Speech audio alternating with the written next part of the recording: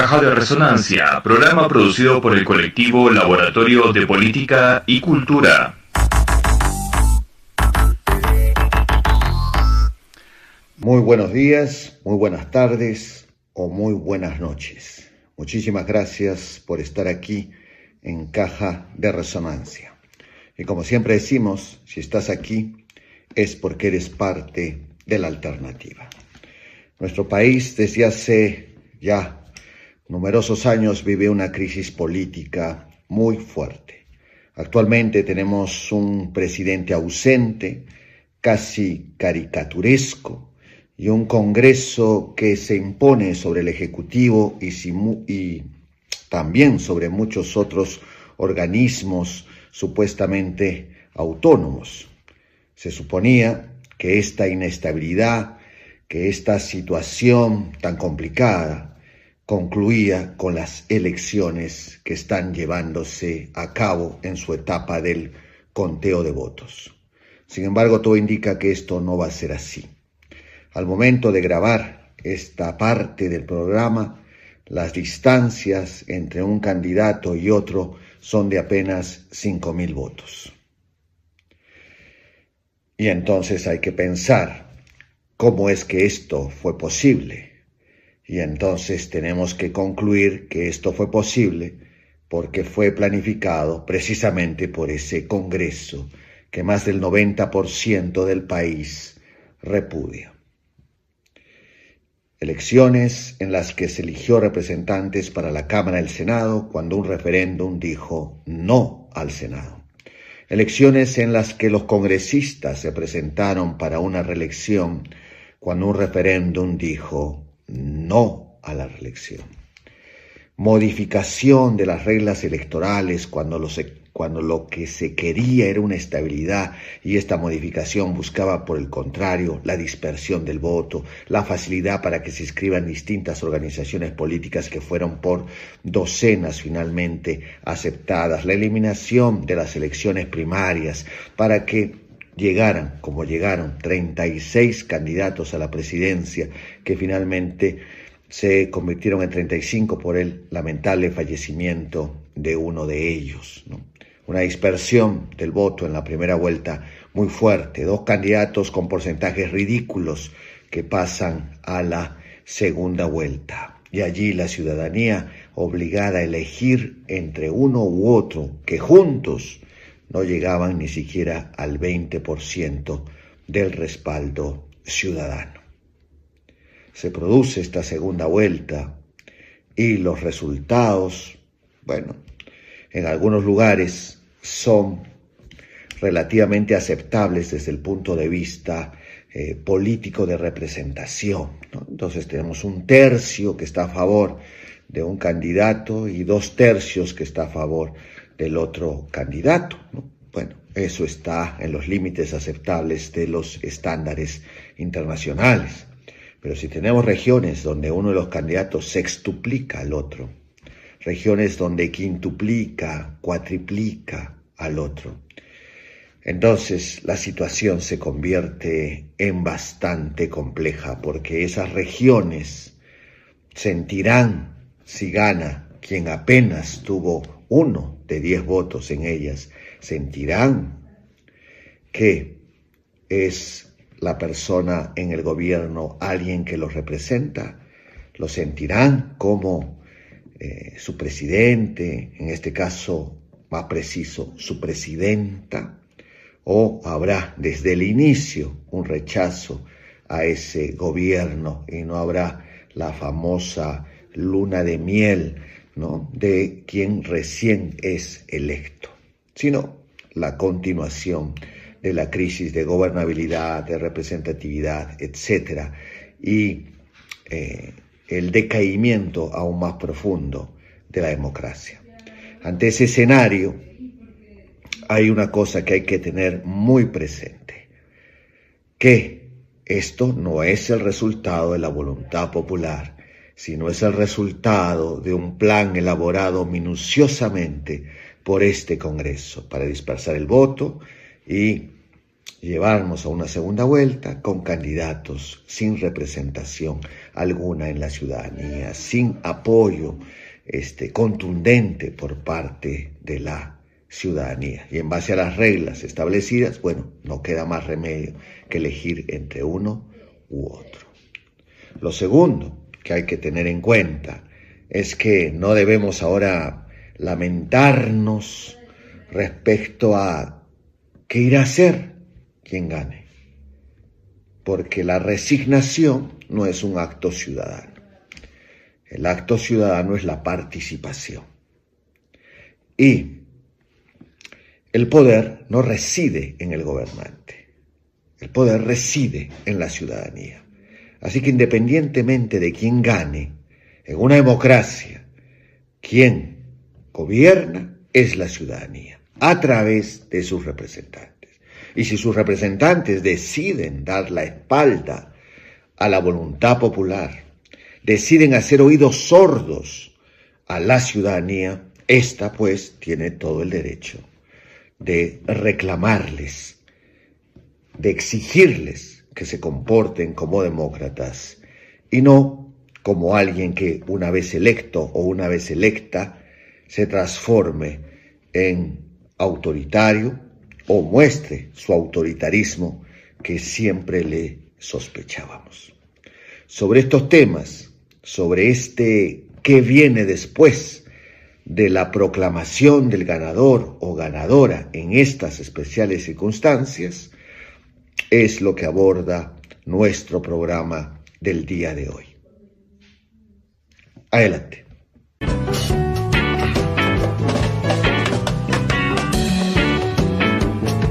Y para ahondar la reflexión sobre la pregunta y después de las elecciones, ¿qué es lo que sigue? ¿Qué es lo que va a pasar en nuestro país? Tenemos la entrevista que nuestra colega Hilda Rodríguez, socióloga y docente de la Universidad Nacional de San Agustín, ha realizado a Carlos Aguilar del Carpio, comunicador y también docente de la misma universidad. Adelante, Hilda. Buenos días, estamos aquí con la presencia de Carlos Aguilar del Carpio, comunicador social, docente universitario y además analista político. ¿Cómo estás, Carlos? Muy bien, gracias por la invitación y mi saludo a todos nuestros televidentes, radioyentes que nos están finalmente visualizando y escuchando.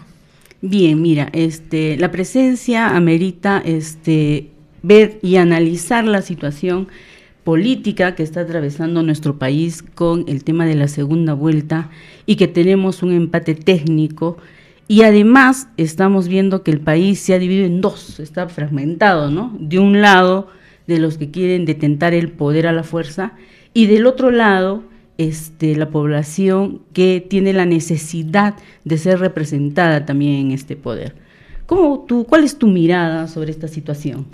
Bueno, lo que tenemos lógicamente es un país, como bien se ha planteado, sumamente dividido, en el cual si es que se da el triunfo de la señora Fujimori, como es hasta el momento en lo que es el conteo de la OMPE, será básicamente no por los votos de los peruanos que radican en el Perú, sino por los que están actualmente en el extranjero.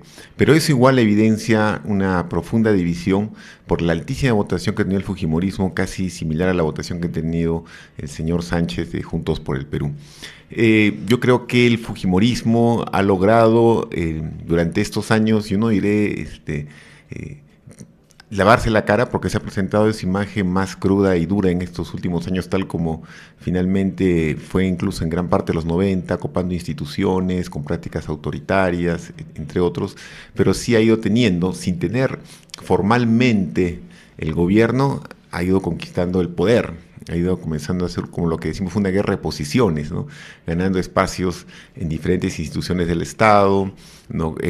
Teniendo, se puede decir, intelectuales orgánicos, el del fujimorismo en los medios de comunicación, ¿no? Que en la práctica propagaban y reproducían sus puntos de vista, generando un sentido común en un importante sector de la población que desarrolló un temor y una aversión a cualquier propuesta de cambio del modelo económico en nuestro país.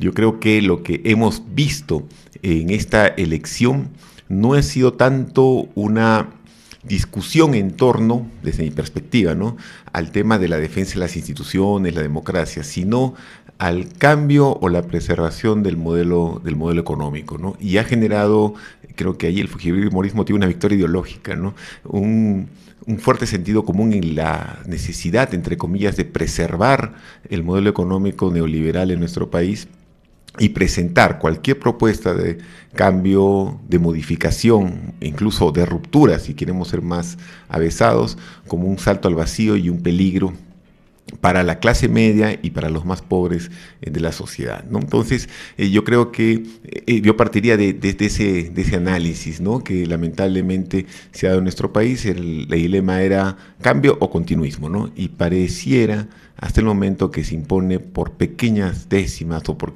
unos cuantos miles de votos o cientos de votos el continuismo, ¿no?, que es la preservación del modelo con su rostro más perverso, que es el fujimorismo. Has dicho algo interesante sobre los medios de comunicación. Tú que eres comunicador social, o sea, ¿cuál es el fin de los medios de comunicación en esta coyuntura? Por ejemplo, tú has indicado que han sido a favor de la señora Fujimori. Y entonces la pregunta siguiente es, ¿de qué libertad de prensa hablamos? Bueno, en el tema de los medios de comunicación creo que hay que partir por desbaratar un mito. No existe la neutralidad en los medios de comunicación. Ahora, si quiero ir incluso a los manuales más duros, podría decir que son aparatos ideológicos de reproducción de la ideología dominante en una sociedad, y la ideología dominante en una sociedad es la ideología de la clase dominante de esa sociedad. Entonces, entendamos así a los medios de comunicación, que reproducen determinadas ideas, determinada ideología, determinado sentido común, que obedece a los grandes intereses de las clases dominantes en nuestro país. Y las clases dominantes en nuestro país, el sector empresarial vinculado a los agroexportadores, a las transnacionales, a lo que fuera, ¿no?, lógicamente ha estado a favor de la candidata del fujimorismo y ha puesto en agenda la preservación del modelo económico, haciendo y logrando convencer de que los intereses finalmente de las clases altas son como los intereses de las clases populares, los intereses de las clases medias, los intereses de todos. Entonces los medios de comunicación han jugado ese rol, finalmente han construido una hegemonía que entendemos como una ideología que se hace sentido común en buena parte de la población. Han terminado, lo podría entre comillas, blanqueando al fujimorismo, ¿no?, ayudando a la desmemoria de lo que fue el gobierno de Alberto Fujimori y también de la conducta del fujimorismo en estos últimos años, pasando por agua tibia gran parte de sus conductas, tanto en el Congreso como en la sociedad. Entonces han sido en la práctica parte de esta correlación de fuerzas que se ha construido a favor del fujimorismo para que pudiera llegar a estas elecciones y muy probablemente quizás hacerse del gobierno, ¿no? Porque ustedes saben que una correlación de fuerzas, hay un poder económico, hay un poder político, hay un poder ideológico, y en ese poder ideológico están los medios de comunicación y han sido parte de esa correlación favorable que construyó el fujimorismo en estos años, del lado de una gran cantidad de voceros mediáticos que se han dedicado no solamente a blanquear al fujimorismo, como les dije hace algún momento, sino también a deslegitimar, a criticar o criminalizar incluso cualquier tipo de alternativa que se pudiera plantear al modelo económico neoliberal o, en este caso, en la segunda vuelta, al fujimorismo en particular. Sí, hay dos grandes aspectos que también se debe tener en cuenta. Por ejemplo, ha pasado ya toda una década y siempre se ha repetido lo mismo, ¿no? El sistema con el rostro de Fujimori indica: hay que cuidar, garantizar la estabilidad del país. Primer aspecto. Segundo aspecto, hay que fortalecer la democracia. En ese aspecto, ¿de qué democracia habla este grupo para indicar que tenemos que fortalecer la democracia en un proceso como el que se ha presentado esta vez? Por eso mismo yo decía de que no creo que el tema de la democracia ha estado tan presente en el debate de los votantes. O sea, no creo que los votantes en sí han estado muy preocupados del tema de la democracia, de las instituciones, etcétera, ¿no? Yo creo que más han estado preocupados en el tema de orden económico. Y ahí yo quiero decir también, entrar un poco ya, quizás un poco a la polémica, ¿no? La izquierda en particular, y eso he venido reflexionando ya desde hace algún tiempo, la izquierda tiene una deuda, creo, en el tema económico. Y ahí lo digo con profunda incluso autocrítica, porque me siento parte de ese sector, en el sentido de que mucho se ha subestimado el tema de la inflación o el tema de la austeridad fiscal o responsabilidad fiscal, por así decirlo, porque se ha vendido en el imaginario que la izquierda es irresponsable en el manejo económico, ¿no? Que la izquierda significa caos en el tema económico. Se ha explotado muy bien lamentables fracasos, yo lo digo fracaso como el caso del proyecto venezolano o lo que ha sucedido hace poco en Bolivia. Se ha explotado eso muy bien por parte de la derecha, sus medios de comunicación, como que la izquierda es sinónimo de empobrecer a la población. Entonces, yo creo que el temor va por ese lado, no por el tema de las instituciones. O sea, no creo que la gente haya votado porque, bueno, por Fujimori, porque JP puede copar las instituciones con Antauro y todo ese discurso que han estado dando, ¿no? Ni creo que al votante fujimorista le preocupen en sí mucho las instituciones, le preocupa el tema económico, ¿no? Le preocupa al emprendedor de repente estar en una situación en la cual no tenga mercado, haya hiperinflación, haya caos, que la derecha ha sabido vender muy bien y asociar en este caso a la izquierda y poner algunos ejemplos cercanos. Entonces, yo creo ahí que sí, la izquierda, y entra un tema ahí que es, creo que para discutir, tiene una deuda en el tema económico, ¿no? Tiene una deuda en el tema económico, lógicamente, César Hildebrand hace mucho tiempo decía, ¿no? En el Perú se puede discutir todo menos el modelo económico. Se puede discutir al presidente, el sexo de los ángeles, todo, pero no se puede discutir el modelo económico. Es intangible. Y allí me parece que la derecha ha logrado hasta cierto punto incluso una victoria de orden ideológico en gran parte de la población, que incluso se ha manifestado que el propio candidato Sánchez retroceda, ¿no?, en sus propuestas iniciales, y para la segunda vuelta presentó un equipo económico mucho más, yo no diré moderado, sino consistente en sus propuestas, y algunas ideas iniciales, como era cambiar al jefe del BCR, diera marcha atrás, ¿no? Entonces, pareciera que en el tema económico hay un consenso que va a ser un poco difícil de romper y va a requerir ciertos niveles de gradualismo, de discusión y de construir mayorías políticos sociales, y además de eso también una propuesta económica medianamente, yo no diría responsable, pero sí adecuada a los tiempos por parte de las fuerzas progresistas y de cambio, que no signifique, no ir un salto al vacío, pero que no signifique algún nivel de irresponsabilidad fiscal o que pueda comprometer, en este caso, algún mínimo, entre comillas, de estabilidad que siente que tiene la población incluso dentro de la precariedad que vende el propio modelo económico, ¿no? Claro, como tú lo has dicho, o sea, el modelo económico es que nos vende la estabilidad, pero el tema es qué tan estables estamos. Y si nos vamos a las pues cifras... Pues una pobreza muy estable, ¿no? No sé, porque si hablamos, por ejemplo, de la pobreza monetaria en el país, o sea, esta no ha cambiado mucho. Claro, o sea, es que ahí viene el tema. Yo creo que la derecha le ha dicho incluso al emprendedor precarizado, al trabajador, con la izquierda puedes estar peor, ¿no? O sea, y yo creo que han logrado en una parte de la población venderle ese discurso.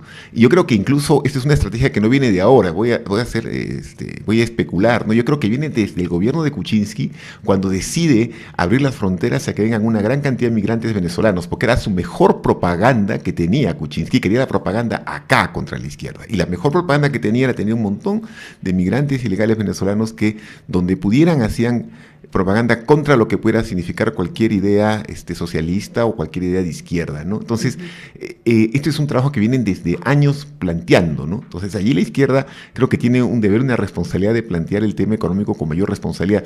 Ahora, no solamente la izquierda, incluso las propuestas de corte, por lo menos post-neoliberal o anti-neoliberal, han tenido ese problema. La aparición de Milei es también producto de un tema que a veces se subestima, como es el tema de la inflación en Argentina, ¿no? O sea, aparece Milei porque dice vamos a controlar la inflación. Gana las elecciones de medio término en Argentina porque dice el tema de la inflación. Y cuando las fuerzas en Argentina, no diré de izquierda, sino antineoliberales, como que hay en el peronismo, subestimaban ese tema. Por eso digo, o sea, el tema económico es un tema delicado, en el cual siento que hay una deuda y es la necesidad, en este caso, de plantear una propuesta medianamente seria que pueda lograr aglutinar a sectores, incluso el empresariado nacional, y que dejen de ver la idea de que la izquierda es irresponsabilidad fiscal, es inflación, es caos, es precarización, es mayor pobreza, etcétera, etcétera, ¿no? Sí, es cierto lo que indicas, pero también tenemos que tener en cuenta que han habido también propuestas sólidas en el tema económico desde la izquierda, sí, ¿no? Por supuesto. Cuando tú hablabas, por ejemplo, de Milei, ¿cuál es la influencia, pues, de Milei? ¿No es Trump? ¿Cuál es la opinión que tú tienes de Trump con todo lo que está pasando en América Latina, por ejemplo? Lo que está pasando en Argentina, claro, lo que va a pasar en Colombia, lo que posiblemente nos suceda al país. Yo recuerdo, hace ya muchos años, hablaba con una persona que era muy importante para mí, que bueno, ahora puedo hacer mención porque ya falleció, se llama Carlos Peralta, y él me decía, después del neoliberalismo va a venir el neofascismo, porque la derecha va a buscar un salto para adelante, va a querer una huida hacia adelante, me decía, para justificar el fracaso del modelo. Yo creo que encaja Milei, Trump, López Aliaga, la misma señora Fujimori, hoy en día parte de esa corriente de extrema derecha que hay en América Latina, que viene no solamente con una propuesta económica, también con un discurso, lo que ellos denominan la famosa batalla cultural, ¿ya? Donde está también este candidato de extrema derecha de Colombia, ¿no? O sea, es una corriente, estamos actualmente en una ola de la extrema derecha. Pero yo quiero remitirme a lo que tú me dijiste hace algún momento. Sí hay experiencias desde gobiernos de izquierda y centro izquierda que han sido en materia económica bastante responsables. Creo que el gobierno de Brasil lo está haciendo bien. A veces nos dirían, si la izquierda debería ser más radical o más avesado. Bueno, hay que hacer un análisis de lo que decía hace un momento, de la real correlación de fuerzas, ¿no? Y a veces se subestima ese aspecto. El gobierno de Petro en Colombia no ha sido un mal gobierno en términos económicos. Estamos evaluando también, si evaluamos bien, ha habido una mejora en la calidad de vida de las clases trabajadoras, el incremento del sueldo mínimo, igual en México, ¿no? Que son experiencias muy responsables de manejo económico y de redistribución de la riqueza, de la renta y de mejora de la vida de la clase de trabajadores y los sectores populares, ¿no? Pero eso lógicamente, y volvemos al inicio, eso no te muestra los medios de comunicación. Te van a mostrar siempre Venezuela. Te van a mostrar lo que pasó nomás al ladito en Bolivia, ¿no? O sea, es el sesgo informativo también, ¿no? Es el sesgo, ¿no? La direccionalidad en este caso de la información. Pero volviendo al último que dijiste, sí, estamos viviendo un momento difícil. Tenemos a la extrema derecha en América Latina apadrinada desde Donald Trump en Estados Unidos. Estos son olas, así como hubo una ola progresista del 2000 al 2010 o 2013, ahora estamos en una ola derechista, de extrema derecha, y lamentablemente la derecha liberal y la centro derecha se han ido alineando detrás de estas posturas, no han podido construir un espacio alternativo, y la izquierda me parece que quizás le falta fuerza, le falta algunos referentes, le falta construir un bloque más sólido para poder enfrentar a estos sectores, ¿no? Es un tema en el cual yo no tengo la respuesta, ¿no? Pero lógicamente estamos en un diagnóstico, ¿no? Así es. Ahora, tenemos dos escenarios. Imaginemos que sale Fujimori. ¿Qué va a pasar en el país? Por un lado, gana Sánchez. ¿Qué va a pasar en el país? Como hemos visto en las encuestas, en el baloteo ya, en los resultados de la OMPE, o sea, está en un empate técnico, y entonces la población, la sociedad civil, las organizaciones políticas, ¿qué debieran hacer hacia adelante? A ver, si gana Sánchez, lo cual lo veo un poco difícil por la tendencia en los resultados, lógicamente se viene también un periodo de inestabilidad, ¿no? Porque ya conocemos las características antidemocráticas, golpistas del fujimorismo. No solamente del fujimorismo, también incluso que podrían entrar sectores del poder económico, de las Fuerzas Armadas y de los medios de comunicación, que son parte de esta correlación de fuerzas adversas con la que podría gobernar Juntos por el Perú, y requeriría en este caso la mayor unidad posible, no solamente de las fuerzas políticas que lo apoyaron, sino también de los sectores sociales organizados, que son reducidos, hay que decirlo, ¿no? Es un sector pequeño, y también con sectores de lo que se conoce como el centro político, para construir un bloque medianamente mayoritario, no solamente en el Parlamento, sino en la sociedad, para poder revertir una correlación de fuerzas desfavorable, que tendría que ser también un gobierno medianamente responsable en el tema de las reformas económicas y también en el tema de comenzar a cambiar o desfujimorizar el Estado, que ha copado las instituciones del Estado, ¿no? Para eso también sería importante una alianza con sectores del centro, sectores de las ONGs, incluso los medios de comunicación, para lograr recuperar un poco las instituciones que han sido copadas por el fujimorismo con una política económica responsable y con una política de unidad. Ahora, en el escenario del fujimorismo, allí sí voy a ser más pesimista, ¿no? Porque a diferencia de otros países donde ha ganado la extrema derecha, como el caso de Chile, como el caso de Argentina, estos países tienen partidos políticos fuertes, tienen sindicatos fuertes, tienen una sociedad civil movilizada, en gran parte politizada, a pesar de la victoria de los partidos de extrema derecha, tienen un Estado fuerte. En el Perú los sindicatos están sumamente debilitados, el tejido social está sumamente debilitado, los partidos políticos son casi inexistentes, tenemos grupos, yo diría, más que partidos, no están ni siquiera articulados, unidos. O sea, la situación sí me parece de temer con lo que se viene, porque la capacidad de resistir no está solamente relacionada a la voluntad, ¿no? Sino también está relacionado a si existen las condiciones para resistir. No se puede haber un gran descontento, pero no hay necesariamente una fuerza organizada para poder resistir. Un liderazgo, yo creo que más allá de la voluntad del señor Sánchez no es el liderazgo que quizás pueda entusiasmar a los sectores opositores en este momento, siempre fue visto por muchos como el mal menor. Entonces, soy particularmente pesimista, ¿no? Si se viene con el fujimorismo ya un copamiento total y absoluto, si es que no se ha dado ya hasta ahora en las instituciones, una política represiva más fuerte, se ha especulado de que José Cueto sería el nuevo jefe de la DINI, ¿no? Se viene también en materia económica, no nos extrañaría una mayor reducción del Estado y sus presupuestos, siguiendo la política de Milei, ¿no? Una profundización del modelo económico neoliberal, ¿no? Entonces, y por supuesto, seguramente, ¿no? Mayor corrupción, porque es algo innato a lo que ha sido el fujimorismo, y que la propia señora Fujimori reconoció en el 2011, que ella decía que el fujimorismo tenía una deuda sobre el tema de la corrupción, ¿no? Eso reconocí en el CADE, me acuerdo todavía del 2011, ¿no? Pero bueno, entonces yo sí soy particularmente pesimista, ¿no? O sea, las condiciones para resistir, para luchar y vencer son mucho más difíciles. Pero bueno, en todo caso, aquí lo que se demandaría, si ganara la señora Fujimori, es por lo menos una unidad de estos pequeños grupos, del movimiento social, de lo que queda, para poder resistir y poder articular medianamente un bloque político, ¿no? Que pueda, desde el movimiento social, desde las calles y desde los pocos resquicios que hay en los medios de comunicación y las instituciones, pelearle al fujimorismo, ¿no? O sea, está claro cómo va a ser el gobierno de la señora Fujimori, teniendo además algo central, ¿no? Desde hace también muchas décadas nos han gobernado con el poder del miedo, ¿no?